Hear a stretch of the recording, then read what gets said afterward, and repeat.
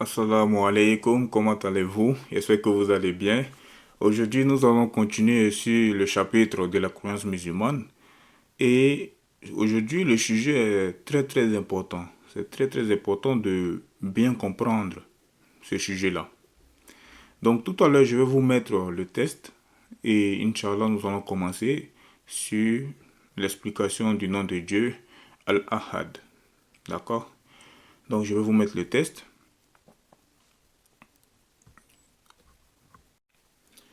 Donc c'est le test qui est là. Nous allons commencer. Bismillahirrahmanirrahim. Alhamdulillah Rabbil Alamin. Ashhadu an la ilaha illallah wa la sharika lah. Wa ashhadu anna Muhammadan abduhu wa rasul. La louange est à Allah, le Seigneur des mondes, et que l'honneur et l'élévation en degré soient accordés au prophète Muhammad sallallahu alayhi wa sallam.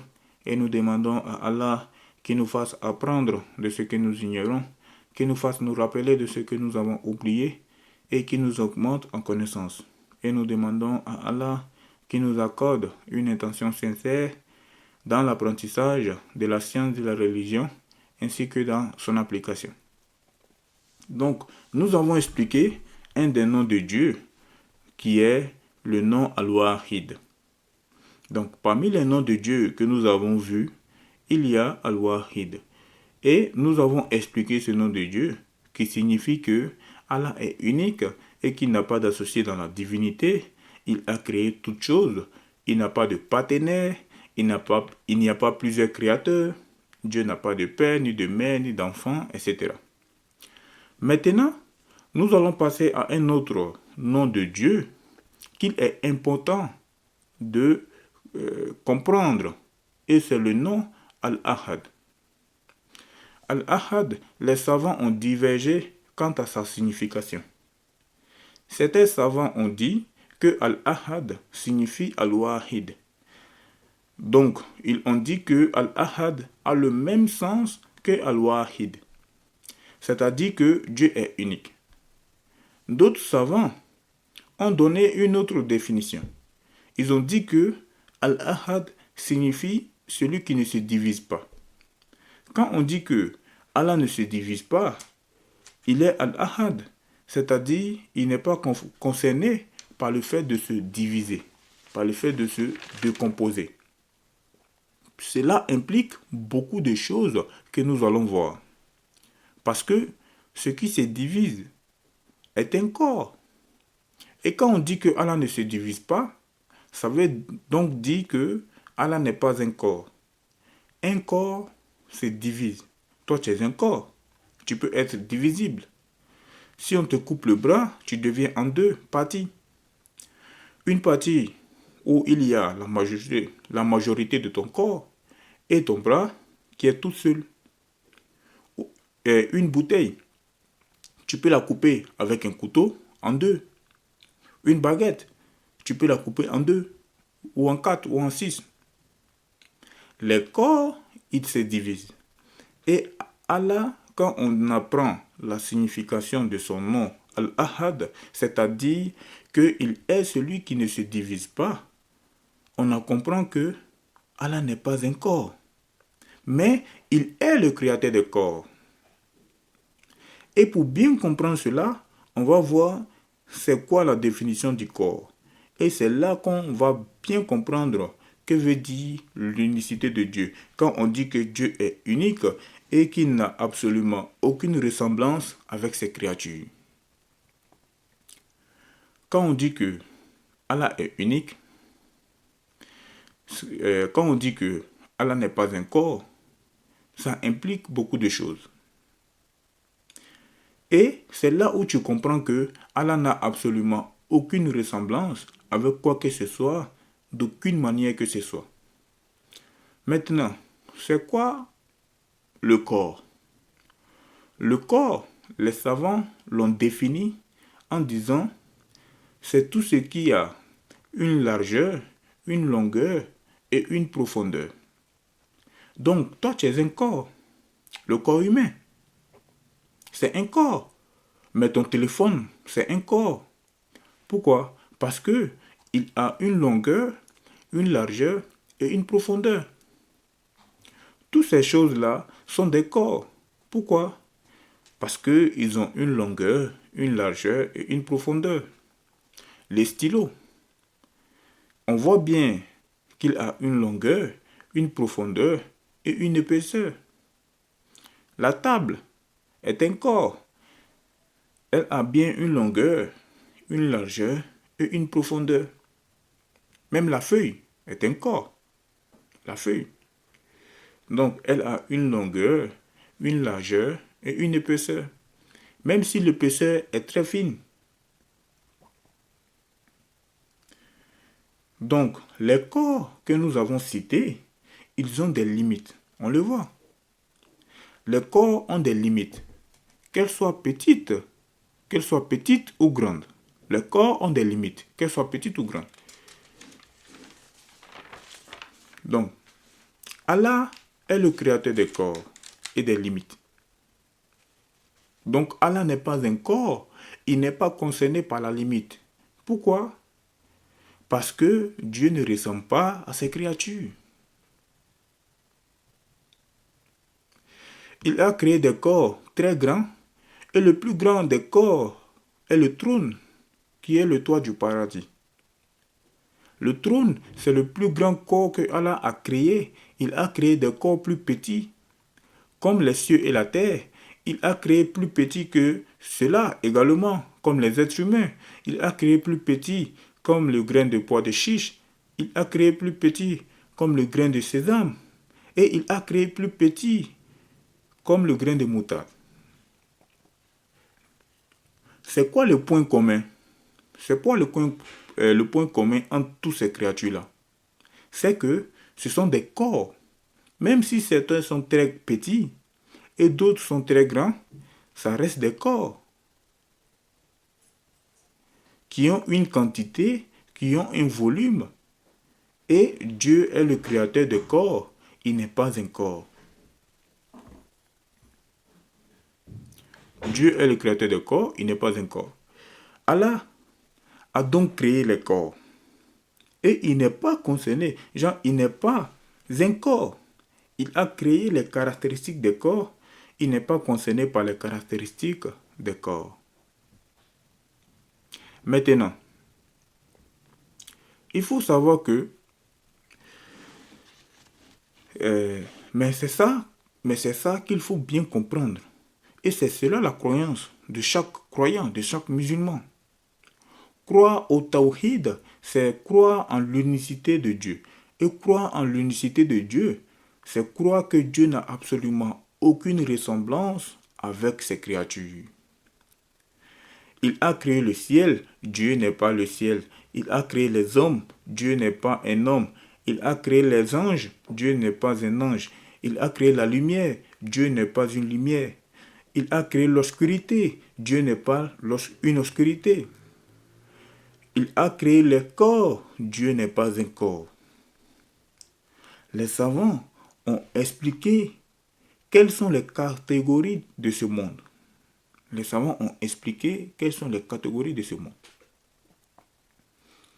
Allah a fait que ce monde soit de deux parties, de deux catégories. Allah a fait que ce monde soit de deux catégories. Il y a les corps, comme nous venons d'expliquer, et les attributs des corps. Les corps eux-mêmes sont de deux sortes. Il y a le corps palpable et les corps impalpables. Ok? Il y a les corps palpables et les corps impalpables. Maintenant, un corps palpable, donc, voilà, c'est là. Donc, un corps palpable, c'est ce que tu peux toucher. C'est ce que tu peux toucher avec ta main et saisir avec ta main. Et un corps impalpable, c'est ce que tu ne peux pas saisir avec ta main. Pourquoi? On dit que il y a des corps palpables et des corps impalpables.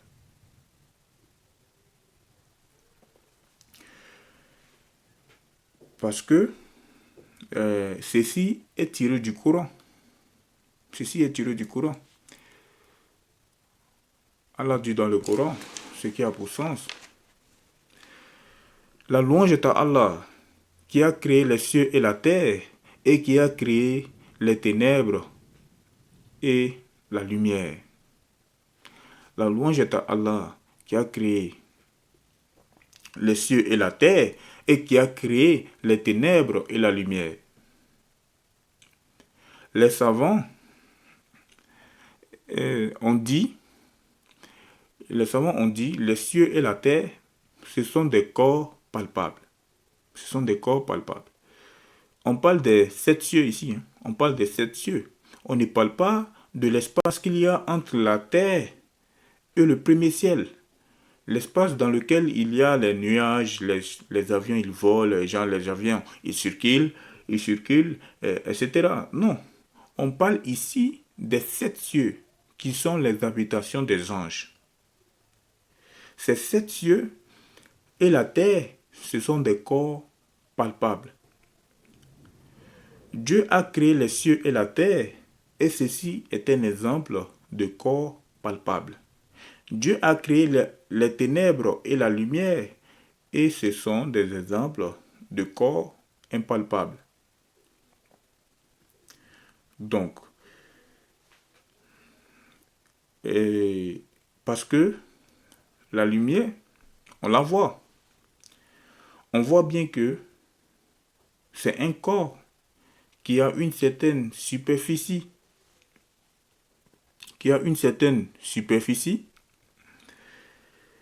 un certain volume, mais est-ce que tu peux attraper la lumière avec ta main? Est-ce que tu peux attraper la lumière avec ta main?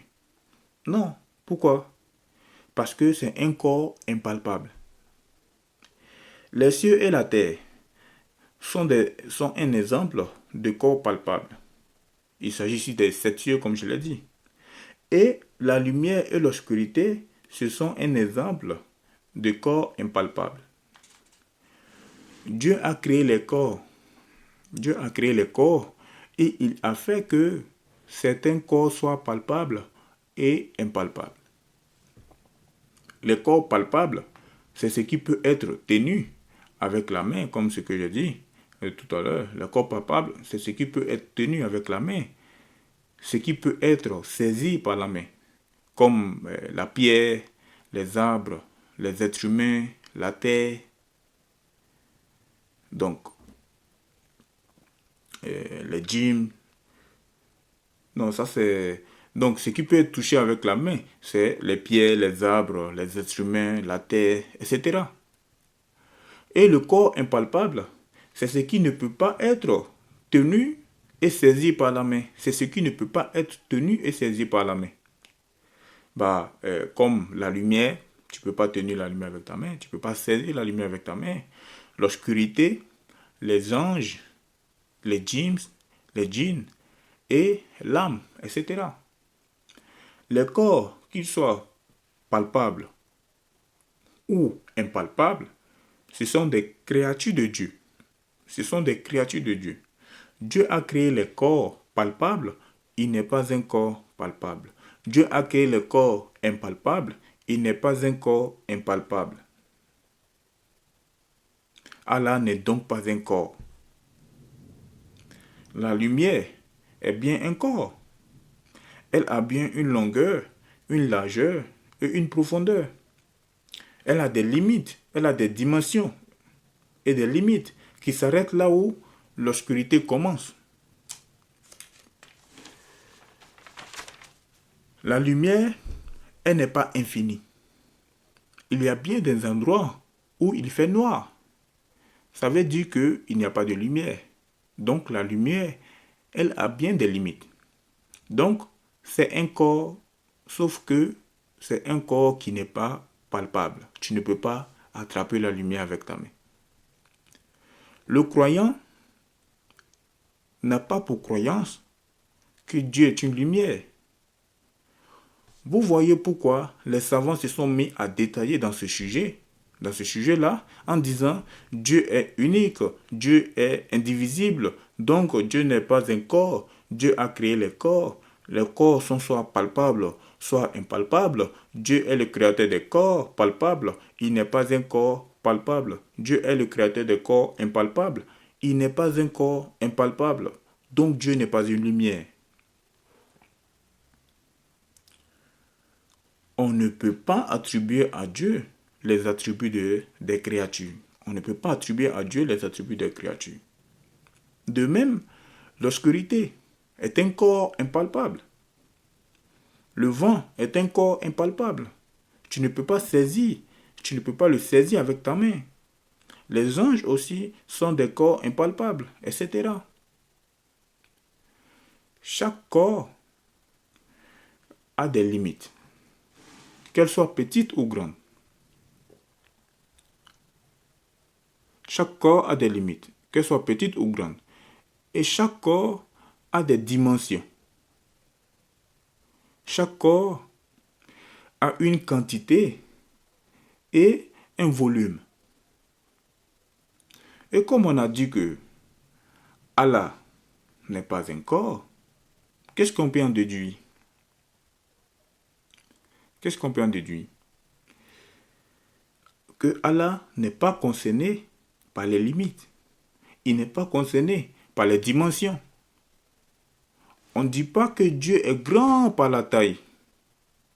Dieu n'est pas concerné par la quantité. Dieu n'est pas concerné par le volume. Parce que ces choses-là sont propres aux créatures. Sont propres aux créatures, sont propres au corps.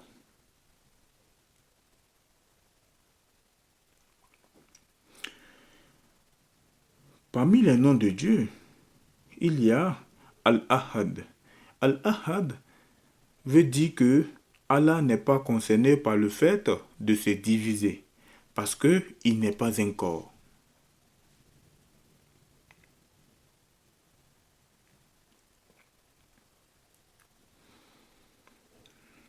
Ainsi, Allah a créé le corps palpable. Il n'est pas un corps palpable. Allah a créé le corps impalpable. Il n'est pas un corps impalpable. Donc, Allah n'est pas un corps. Il n'a pas de quantité ni de dimension. Il n'est donc pas concerné par la longueur, la profondeur, la taille. Il n'a pas de volume, ni petit ni grand. On ne dit pas que Dieu est grand. On ne dit pas que Dieu, c'est un grand corps infini. Non, Allah n'est pas concerné par cela.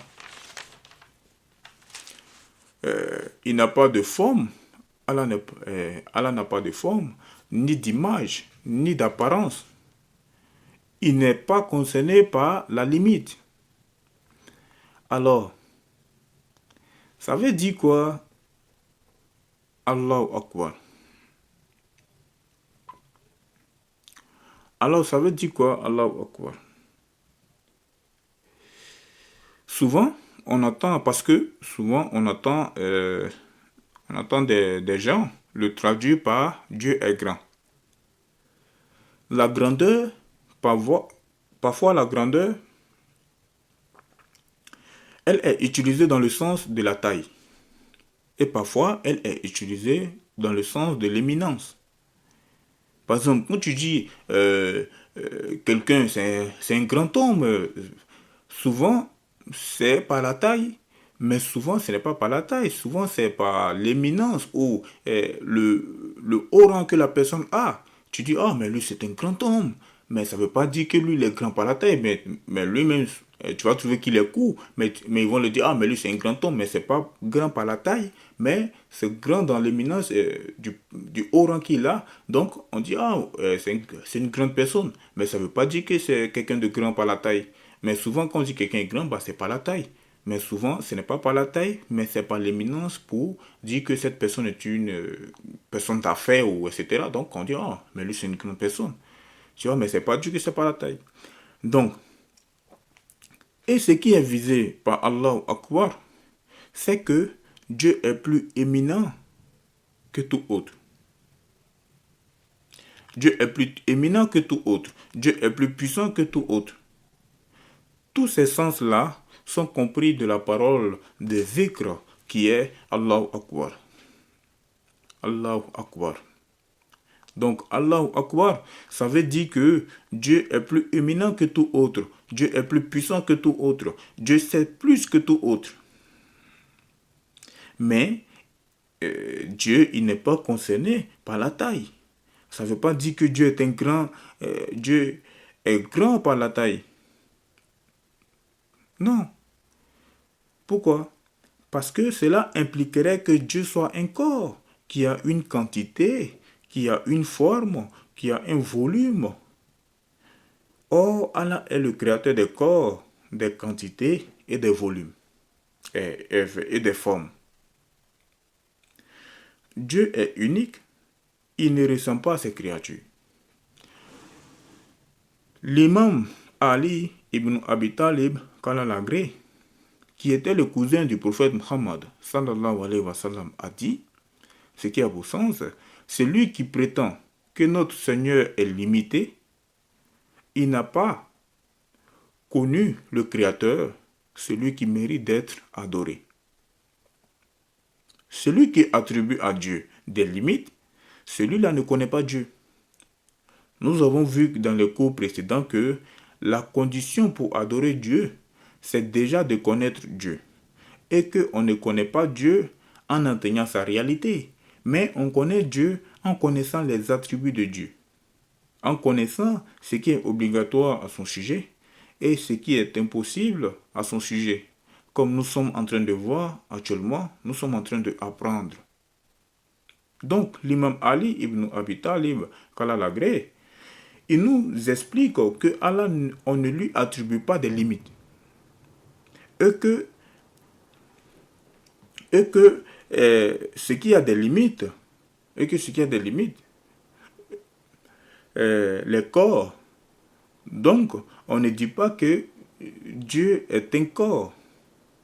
Et il dit, celui qui prétend que Dieu est un corps, genre celui qui prétend que Dieu est limité, celui-là ne connaît pas son Créateur.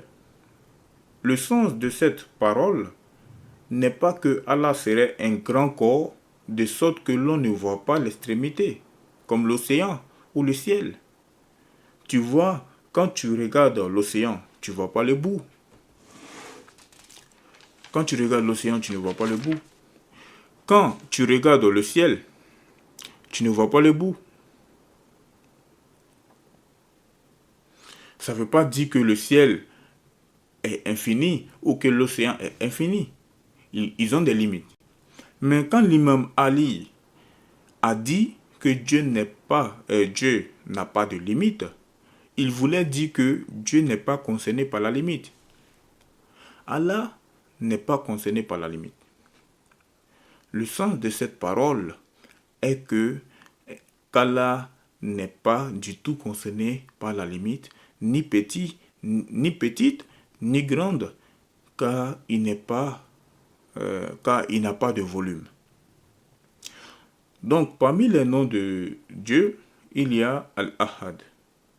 Certains savants ont dit que ça a la même signification que Al-Wahid, c'est-à-dire que Dieu est unique. Et d'autres savants ont dit que ça veut dire que Dieu n'est pas divisible. Allah n'est pas concerné par le fait de se diviser. Et donc, Dieu n'est pas un corps. Et si Dieu n'est pas un corps, alors Dieu n'est pas concerné par les caractéristiques des corps. Quand tu apprends la signification des noms de Dieu, tu apprends à savoir qui est Dieu.